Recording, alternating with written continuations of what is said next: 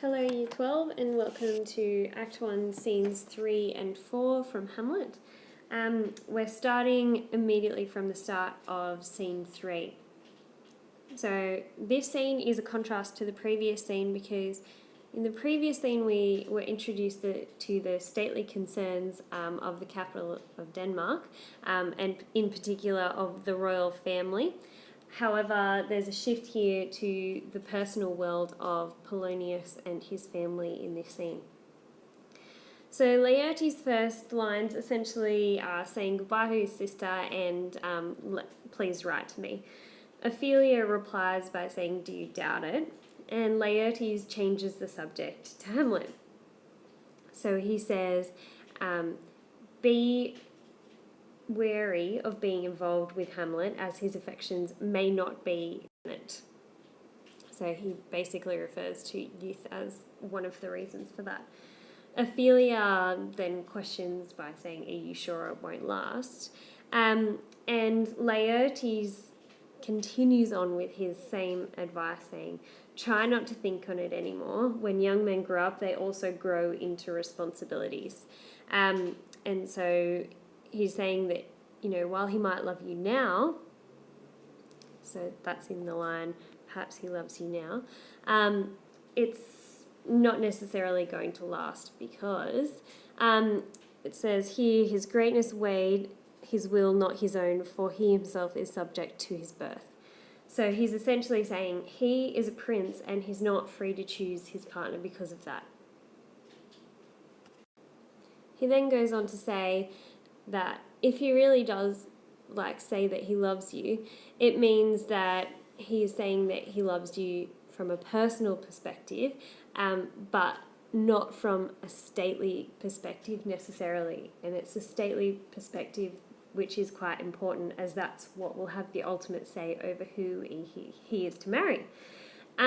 He then goes on to say, think about the consequences that may happen if you go to bed with him, which is explored in the line, then weigh what loss your honour may sustain if to Cretan ear you list his songs, or lose your heart, or your chaste treasure open to his unmastered importunity.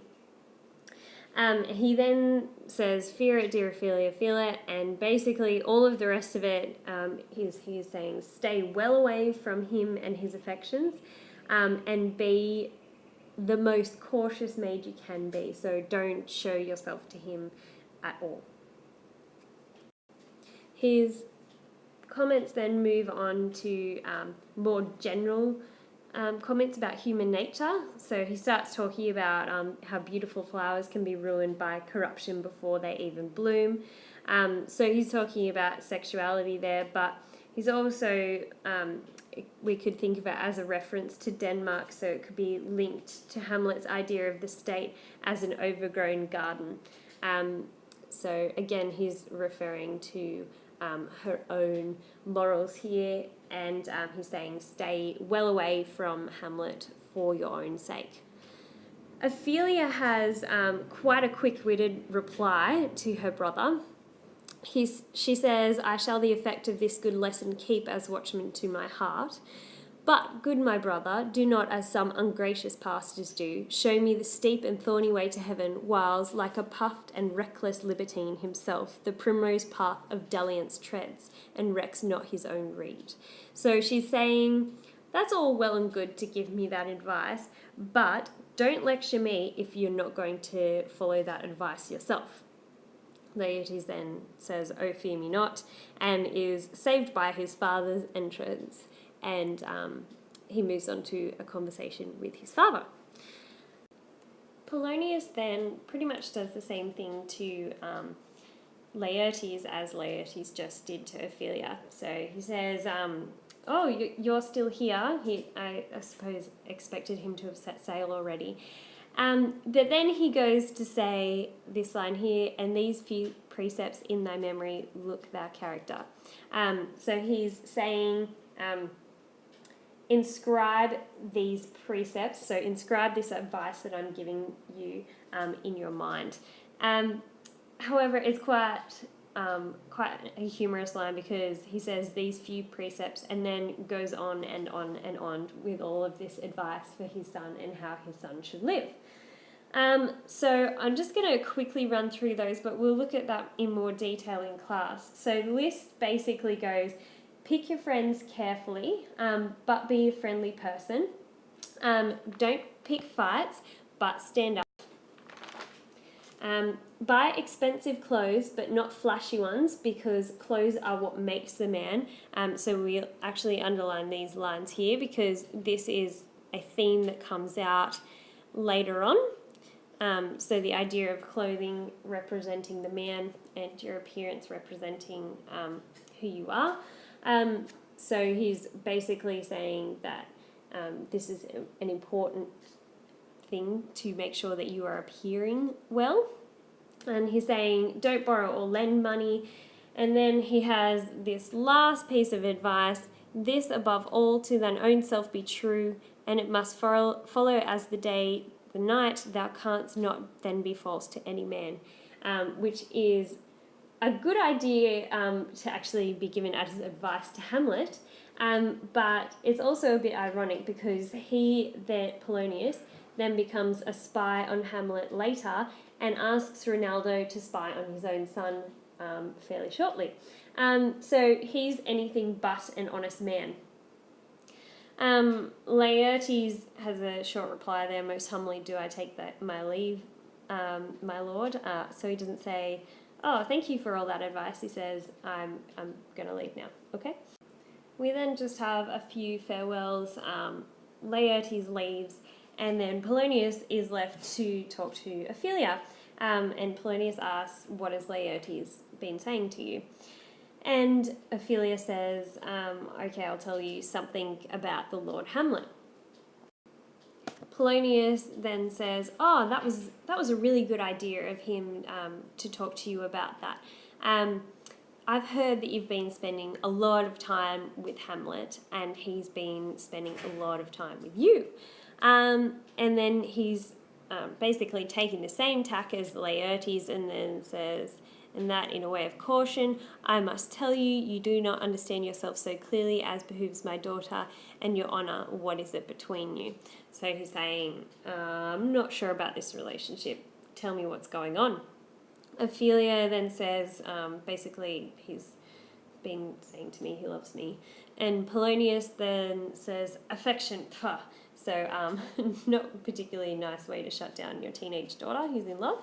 And then he says, you speak like a green girl, unsifted in such perilous circumstance. Do you believe his tenders as you call them? Ophelia managed to dodge answering her father by saying, I don't know what I should think. And then Polonius says, okay, I'll tell you what you should think. Think of yourself as a baby and so gullible for taking these compliments as truth. And he's saying, tender yourself more dearly, or, not to crack the wind of the poor phrase, ringing it thus, you'll tender me a fool. So we actually see what Polonius's concern is here at the end of his line by saying, you'll tender me a fool. He's actually saying, I'm really mostly concerned with how you're actually going to make me look in the public eye.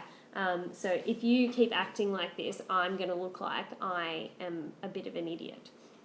Ophelia then says, I haven't been doing anything wrong, like he hasn't been inappropriate or anything, he's just been speaking to me. And Polonius is not too impressed by that. And then Ophelia says, he's given me like most holy vows. It's not been inappropriate at all again. So she's restating that same idea. And Polonius basically goes on this long rant about how he shouldn't believe anything that Hamlet has told her, saying, springs to catch woodcocks, I do know when the blood burns how prodigal the soul lends the tongue vow. So he's saying, doesn't matter what he's been saying or how appropriate he's been, the intentions behind it are probably not as honourable as they seem. And then he's saying, from this time be something scanter of your maiden presence, set your entreatments at a higher rate than a command to parley. So he's saying, basically, don't be so easy to see Hamlet. Don't make it easy for him to find you. And again, he's referring to youth and saying that Hamlet might want to see you a lot, but don't believe anything he says, for they're nothing, and stay well away from him. So he says that in his own words, in plain terms, he says, as you've words or talk to the Lord Hamlet, look to it, I charge you, come your ways. So Ophelia then does something really strange considering her response to Laertes. She says, I shall obey my lord, which, after being so witty with Laertes before, why is it that she seems to decide to acquiesce so quickly at the end of this scene? You might also want to consider what is it that these two men actually value about womanhood in this scene, and how might that contrast with what we already know about the character of Gertrude. Okay, moving on to Act 1, Scene 4. So we're back in the castle. Well, not in the castle, back outside the castle, on the same platform that Act 1, Scene 1 took place on. So this whole scene is basically a recollection of the first scene. So we have Hamlet's first line, the air bites shrewdly, it is very cold, so it's bitter cold just like it was in the first. And then Horatio replies, I think it lacks 12, so it's the same time of night that the first scene takes place in. And then we have some stage directions in your book, which are down here on this page. A flourish of trumpets and two pieces go off within. So we've got these basic loud noises come in, which creates a sense of tension because those noises don't fit with the scene we're in. We then have the theme of drunkenness coming up again. So we have Hamlet's line, the king doth wake tonight and takes his rouse. So basically he's drinking, keeps whale sails and the swaggering up spring reels. So he's basically saying the king is drunk and dancing and having a bit of a party tonight. Horatio asks, is it a custom? So is this some, traditional celebration or something? And Hamlet says, yeah, it is, but even though I'm born here and I know that this is our normal custom, he thinks it's more honourable to breach than the observance. So he thinks it would be better not to have this celebration than it is to actually celebrate it. So his reasons for that, he says, they clip us as drunkards and with swinish phrase soil our addition.